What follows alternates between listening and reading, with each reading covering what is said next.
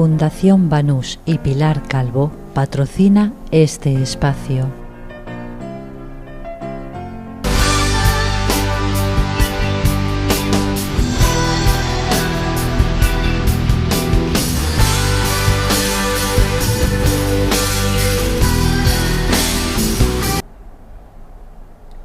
Buenas noches. Por segundo año consecutivo, la Asociación Cisneros ha organizado unas jornadas con motivo de la Hispanidad. Ya digo, segundo año. El presidente de la Asociación Cisneros es el abogado Alejandro Criado, con el que vamos a hablar en los próximos minutos para que nos hable de las conferencias de este año. Alejandro, bienvenido. Muchísimas gracias a vosotros. Presidente de la Asociación Cisneros, ¿desde cuándo existe la asociación? Bueno, la asociación existe desde el año 2020, más o menos, que empezamos nuestra actividad.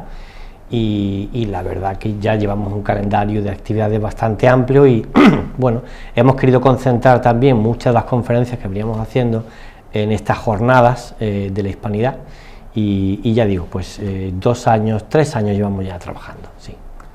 Claro, porque el asunto de la fiesta de la Hispanidad, que es la fiesta nacional, sin embargo no tiene, digamos, tanta repercusión social como tienen otras fiestas del calendario a lo largo del año. Efectivamente. Vemos, por ejemplo, yo tengo mucha relación con Chile y ellos el Día de Nacional pues se celebra por todo lo alto en los colegios. Francia, Inglaterra, Estados Unidos tienen su fiesta, su día, pero en España, sin embargo, este día, más allá de las Fuerzas Armadas, pues es una pena, pero no se celebra prácticamente nada. Vemos, sin embargo, que las comunidades autónomas se vuelcan mucho más con el día regional, el día de la autonomía de cada región, que en el día en el que celebramos, pues nada más y nada menos que la mayor obra que ningún país ha hecho a la humanidad desde el punto de vista social, desde el punto de vista cultural y desde el punto de vista de la expansión de la religión católica. Es decir, lo que hizo España de crear pues prácticamente un ámbito cultural, lingüístico y, en fin, prácticamente lo que era un país que abarcaba los 5 continentes, y luego la mayor obra de expansión y defensa de la fe católica que ningún país del mundo, como ha reconocido Benedicto XVI, ha hecho, pues que esto no merezca por parte de las instituciones públicas y por parte de las universidades pues el tratamiento, la celebración que merece, pues es una pena. Pero bueno, la sociedad civil española afortunadamente pues está reaccionando, y no es solamente nuestra asociación, la verdad que cada vez hay más asociaciones que celebran mediante jornadas, mediante eventos, pues lo que debería ser que cualquier ayuntamiento, cualquier comunidad autónoma organizara pues con muchísimos eventos, más cuando aquí en Marbella pues tenemos muchísimas culturas de la hispanidad. Tenemos gente de Ecuador, de Uruguay, de Argentina, de Perú. ¿Con qué mayor motivo podría haber lo que yo recuerdo en Granada hace ya muchos años, cuando yo estudiaba, que era la Feria de las Naciones, y eran naciones de la hispanidad, ¿no? En definitiva, bueno, para eso estamos, digamos, para eso está la sociedad civil, para de alguna forma complementar donde no llega a veces las instituciones públicas. ¿La Asociación Cisneros tiene alguna ideología determinada? Bueno, la Asociación Cisneros tiene 3 principios, es decir, eso no sé si se considera ideológico o no. Tiene el primero, el primer valor es la defensa de nuestra cultura e identidad católica, de 2000 años de historia que tiene España. En segundo lugar, la defensa de España, nuestra cultura, nuestros recursos naturales y nuestra historia. Y en tercer lugar, la defensa de la familia y de la vida. Que esas ideas pueden estar políticamente encuadradas en un punto o en otro, evidentemente en parte sí, pero en parte no debería. Es decir, la defensa de España deberían defenderla todos los partidos y todas las ideologías, porque lo lógico es que las ideologías defendan lo propio, que en Francia, por ejemplo, todos los partidos salen con su bandera de Francia, ¿no? Entonces, en principio, esos son los 3 valores que defendemos, y otra cosa es que haya partidos que se definan más o menos con esos valores. El año pasado fue la primera vez, bueno, también tenía una corta trayectoria todavía, sí, en que decidís hacer una jornada sobre la hispanidad. Efectivamente. Resultó bien de público, ¿no? Resultó muy bien, y sobre todo resultó muy bien respecto a la difusión que han tenido los vídeos que se han colgado en internet, con muchos comentarios y demás. Y bueno, era la primera experiencia, estamos saliendo de la pandemia, lo hicimos por Zoom, y bueno, la verdad que como experiencia estuvo muy bien, pero claro, ya hemos dado el paso ya a la presencialidad, porque ya todo está, gracias a Dios, perfectamente normalizado. Y qué mejor sitio en Marbella, que es la Asociación Cultural y Recreativa Casino de Marbella, que es un sitio donde se puede hablar de cualquier tema, muy abierto, y donde además pues tengo la suerte y la fortuna que desde el día de ayer pues soy también socio de la asociación, porque bueno, lo he creído oportuno y me hacía mucha ilusión, porque es una asociación muy de Marbella, y donde va a ser la sede de todos los actos culturales que organicemos a partir de ahora. Efectivamente, la Sociedad Recreativa y Cultural Casino de Marbella, que se creó, como ocurrió con todas las sociedades similares, bueno, a principios del siglo XX en este caso, pues desde una faceta o un aspecto conservador. Era un casino de clase, no todo el mundo podía acceder, era, digamos, de élite, pero afortunadamente hoy día, con arreglo a la Constitución que tenemos, claro, pues es una asociación abierta incluso a las mujeres, que fue, digo incluso, porque durante muchísimo tiempo mujeres no pudieron formar parte de pleno derecho del casino. Afortunadamente hoy día ya sí. Claro. Bueno, todo esto ha evolucionado mucho, pero no tenemos que irnos al Casino de Marbella. Rotary, que es una organización internacional, hasta hace 20 años, 15 años, era solo de hombres, y Rotary es norteamericana, o sea que esto no es cosa de España. Y no se quería aceptar a las mujeres porque, bueno, pues siempre se han considerado que los hombres solos están muy a gusto y hablan de una forma más abierta, pero eso ya es cosa del pasado, cosa efectivamente del pasado, y afortunadamente estamos en una sociedad mucho más libre y abierta. Sí, efectivamente. Bueno, Alejandro, ¿cuál es el plantel de este año? Bueno, el plantel de este año sigue siendo bastante bueno. Contamos con el catedrático de Historia Contemporánea, don Antonio Nadal. Contamos también con el letrado y también escritor de historia, aunque yo lo considero historiador, que es Pedro Fernández Barbadillo, y también contamos con el arquitecto y escritor de historia, que yo considero que también es historiador, que es Iván Vélez. Es decir, tres personas muy conocidas, tres historiadores pues bastante conocidos, y sobre todo son personas muy didácticas, que yo, que vengo de la formación, que llevo 20 años organizando cursos de urbanismo, es muy importante que el conferenciante sepa llegar a la persona, al oyente que le está escuchando, porque no quiero organizar conferencias desde el punto de vista doctrinal complejas. Son conferencias para cualquier persona, que no tiene ni siquiera que tener estudios superiores, y que resulten amenas, agradables e interesantes, como de hecho resultó la conferencia que tú brillantemente diste sobre los Reyes Católicos de Marbella, una conferencia que podía entender cualquiera. Insisto, puede haber conferenciantes que resulten muy complejos y muy tediosos para hablar de cualquier tema. Si hablamos de historia, pues también, pero he buscado tres ponentes la verdad que muy asequibles y luego muy rigurosos. Que sean conferencias divulgativas. Eso es, no conferencias doctrinales, no, claro, que podrían serlo, pero no es el interés. Esto es para cualquiera. Sí, yo recuerdo haber ido a alguna conferencia donde el ponente leía la conferencia, bueno, eso es tremendo. Terrible, sí. Sí. Primero leerla y luego además que use el lenguaje universitario, citando un montón de autores porque dice no sé quién, sobre esto hay una polémica, y al final uno no se entera de nada, porque ese es el lenguaje universitario que está muy bien a nivel universitario, pero a nivel divulgativo, que es lo que pretendemos nosotros, pues queremos algo didáctico. Si te parece, vamos a desmenuzar un poquito cada una de estas intervenciones.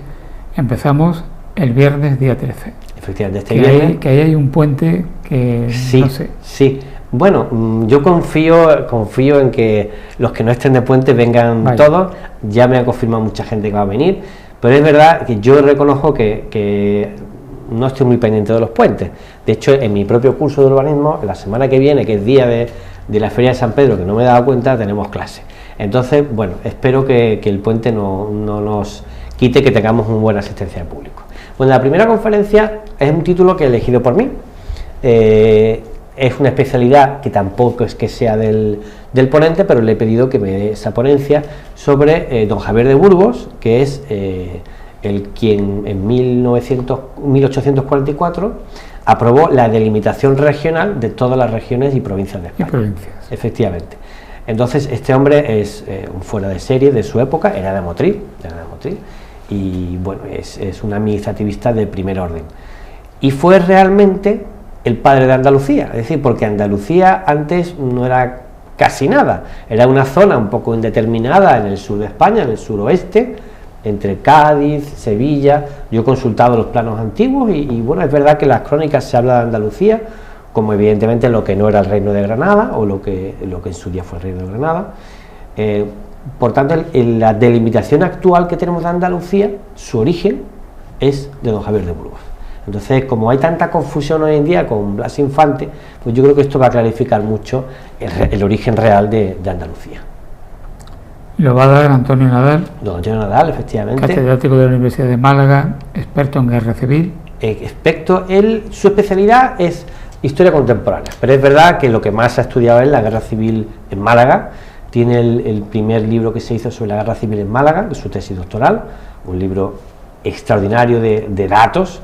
De hecho, él se enorgullece porque para pedir subvenciones de personas de uno y otro bando han utilizado su libro, sus fuentes, y personas han podido pedir ayuda y conseguir ayuda gracias a él, ya digo, represaliados de uno y otro bando. Que además sus tesis personales, él ha ido evolucionando. Él ha evolucionado mucho. Y entonces ha pasado pues de ser, digamos, de una tendencia muy de izquierda. Bueno, él era comunista y además estuvo en la cárcel. Por sí, y a una tendencia considerada muy conservadora actualmente, sí, con lo cual no deja nunca pacífica, sus intervenciones nunca son pacíficas en el sentido pacífico coloquial, ¿no? Él es una persona muy libre, es decir, él dice lo que expresa, tal como lo siente, y es una persona rigurosa. O sea, porque yo realmente lo hemos elegido porque es rigurosa. Si se le da un tema, él lo va a estudiar con total objetividad, porque es verdad que lamentablemente hoy en día la historia y la universidad está muy ideologizada, y entonces los enfoques a veces no son del todo rigurosos,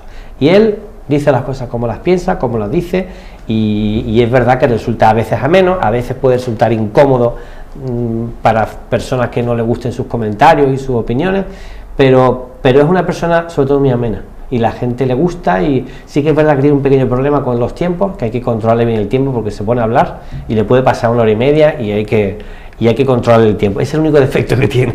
Por lo demás es un gran conferenciante. Bien, esta conferencia Antonio Nadal es el próximo viernes. Este viernes. Día 13 a las 8. A las 7 de la tarde. A las 7 de la tarde. 7 de la tarde, será de 7 a 8, a partir de las 8 preguntas, intervenciones y tal, y a las 8 y media pues cada uno a cenar a su casa.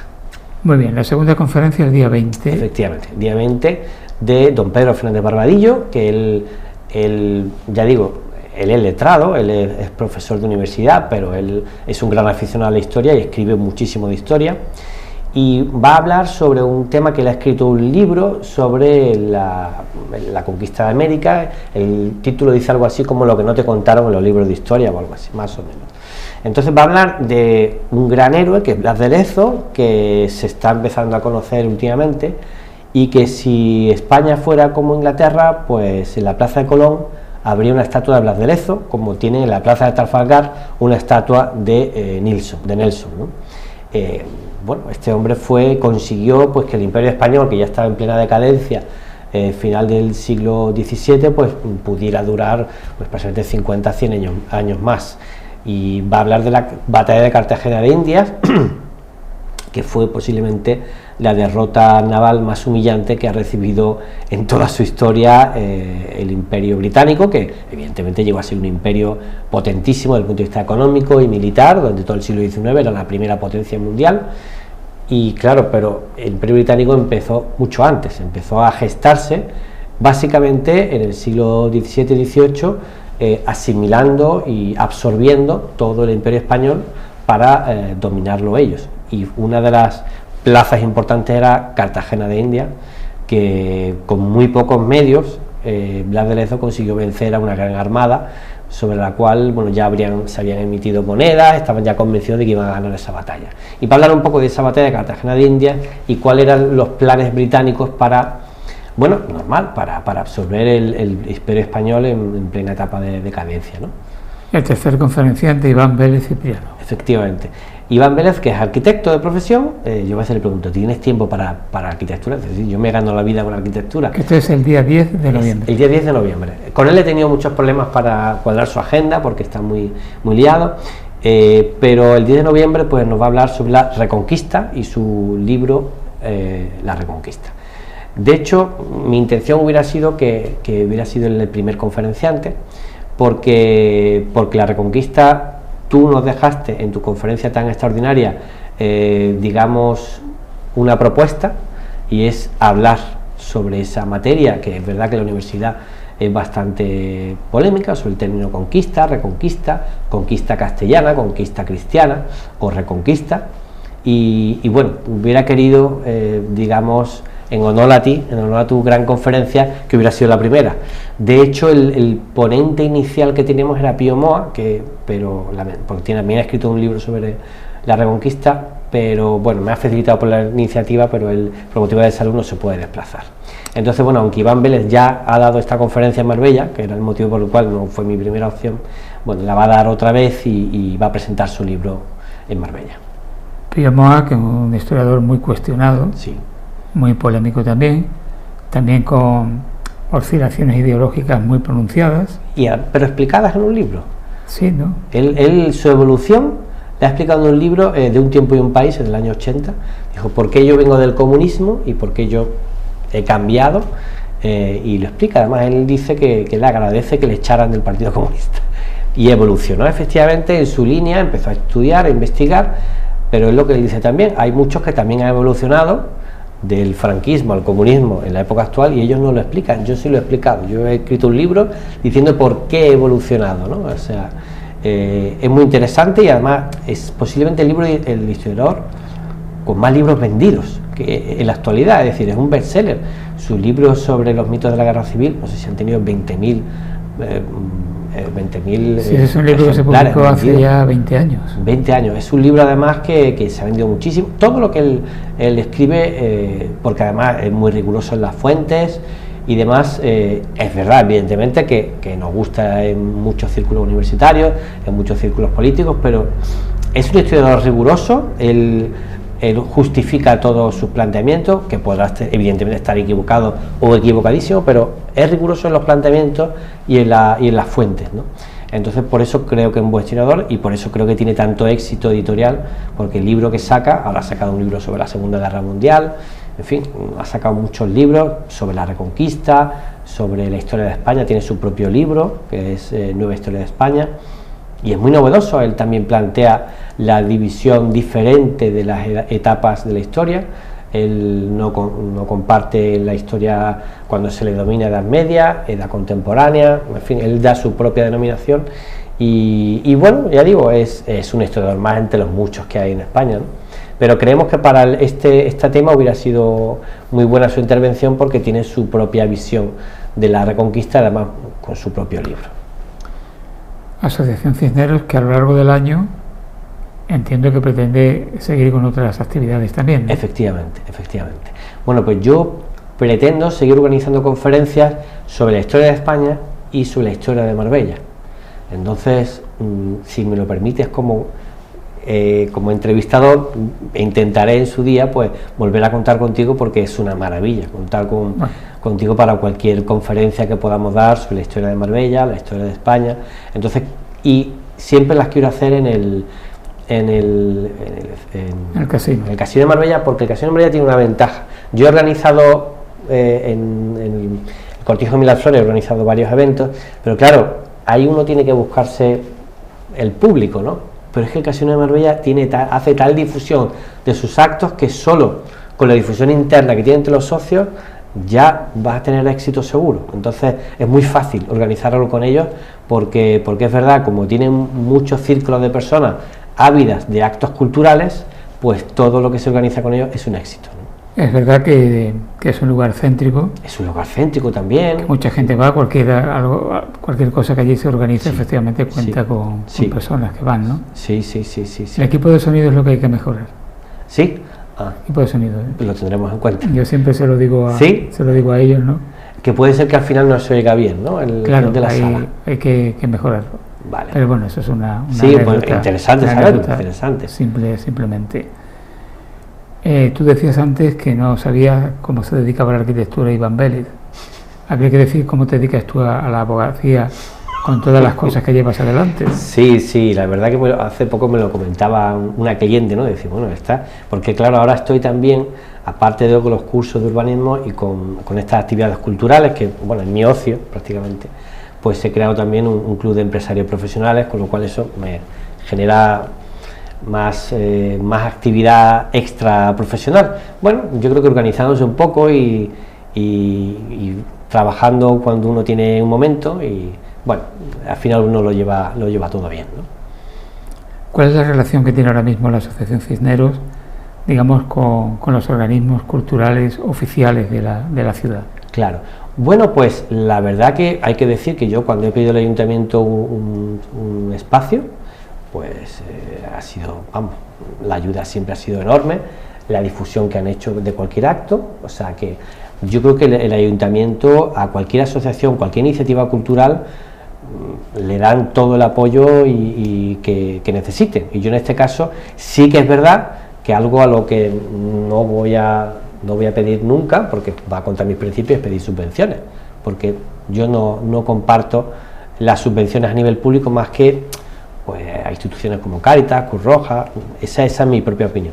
Por eso yo no pediré nunca subvenciones, pero en lo que yo le he pedido al ayuntamiento, lo que esta asociación ha pedido, siempre nos han ayudado y nos han apoyado. Ahora les hemos pedido difusión de este evento y bueno, yo creo que a todas las asociaciones culturales de Marbella el ayuntamiento les presta enorme ayuda, ¿no? Mira, la verdad es que en Marbella, asociaciones como Cilniana, como Foro 7, como Amigos de la Música, son asociaciones privadas que nunca han pedido una subvención oficial, o sea que comparten la misma filosofía, que a mí me parece muy bien, porque efectivamente las subvenciones oficiales deben estar para otro tipo de aspectos, ¿no? Eso es importante. Esa es mi opinión personal y creo que hay que ser coherente, bien es verdad que hay que reconocerlo, a mí ciertos ponentes me van a costar el dinero, Pedro Fernández Barbadillo, pues hay que pagarle muchas cosas, pero bueno, eso es parte de lo que es organizar un evento de esta naturaleza. Uno tiene que asumir ciertos costes, pues tendrá que asumirlo y ya está.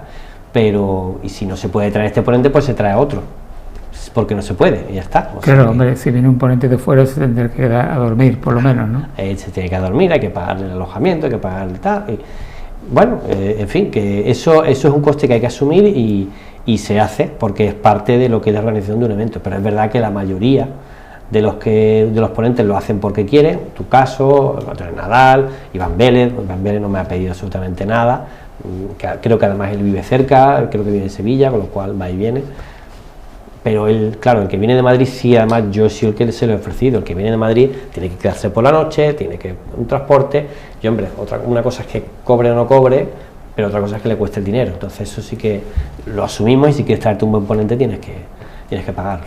Bueno, en alguna ocasión, en esta corta trayectoria que todavía tiene la Asociación Cisneros, habéis auspiciado la presentación de algún libro. Efectivamente. ¿Queréis seguir en esa línea también, no? Sí, efectivamente. Sí, porque, a ver, pensamos que si efectivamente lo que estamos hablando ahora, al conferenciante no se le paga, pero sí se le compensa de alguna forma hacer difusión a sus libros.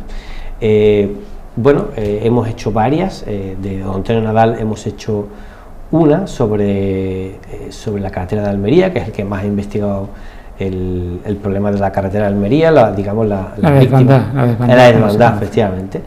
Y él tiene otro ahora que me ha pedido que se lo organicemos y es sobre el mártir durante la guerra civil, el sufrimiento de un mártir, no recuerdo el nombre y demás, pero que se va a presentar ese libro seguramente en noviembre, diciembre. Y seguiremos presentando libros de interés en general de la historia de España, ¿no? Hicimos uno también muy interesante sobre ¿cómo se llamaba este hombre? Creo que lo Alfonso Paso. Sobre Alfonso Paso, que vino su hija y quedó fenomenal. Y bueno, todo aquello que sea cultura, a mí por ejemplo me gustaría, tengo una conferencia que quiero impartir también que la da José María Morente, que la dio en Rotary, la quiero que la dé en el Casino, sobre toros y flamenco. porque le encantan los toros y le encanta el flamenco. Entonces es una fusión de esas dos materias que son parte de nuestra cultura y que además es una cultura que está en decadencia, lamentablemente, tanto el flamenco como los toros, pues ya no por los quienes estar en contra, sino porque es verdad que no está de moda. Hace 40 años había un montón de películas, o 50, sobre los toros, ya no se hacen películas. Bueno, yo creo que realmente la tauromaquia sí está en decadencia. Sí. El flamenco es que ha evolucionado. Ha evolucionado, pues. Ha evolucionado. Sí. El flamenco está muy vivo, pero ha evolucionado. Mientras que la tauromaquia, claro, es que es un tema polémico que habría que entrar en un debate profundo, claro, ¿no? Claro, es decir, yo por ejemplo, a mí me gusta, yo he ido a corridas de toros, no he ido a muchas, pero me gusta el ambiente, pero es verdad que a mí no me agrada cuando empieza cierto momento de la corrida, no me agrada ver a un animal de 600 kilos debatirse entre la vida y la muerte, pero no me gusta verlo sufrir, la verdad. Eso es algo que es así, y es verdad que cada vez la sociedad en España, cada vez somos más sensibles con el sufrimiento de los animales, mientras que yo puedo contar anécdotas de mi familia paterna, que es de campo, cómo trataban a los animales, porque es que era así, era esa cultura, entonces el sufrimiento animal no había sensibilidad ninguna. El animal que no trabajaba bien, no funcionaba, pues se le eliminaba y no pasaba nada. Ahora eso ya, afortunadamente, ha evolucionado la cultura y se le tiene más sensibilidad, ¿no? Yo tengo un perro y no queremos verlo sufrir y siempre estamos cuidándolo como, bueno, es así, ¿no? Pues Alejandro, gracias por haber venido. Un placer para mí siempre estar aquí. Recordamos que la primera conferencia de esta segunda jornada de la Hispanidad la va a impartir Antonio Nadal, el catedrático Antonio Nadal, el próximo viernes a las 7 de la tarde en el Casino de Marbella. Muchísimas gracias. Gracias a ti. Pues esta ha sido esta entrevista de la actualidad cultural de Marbella en estos días. Fundación Banús y Pilar Calvo patrocina este espacio.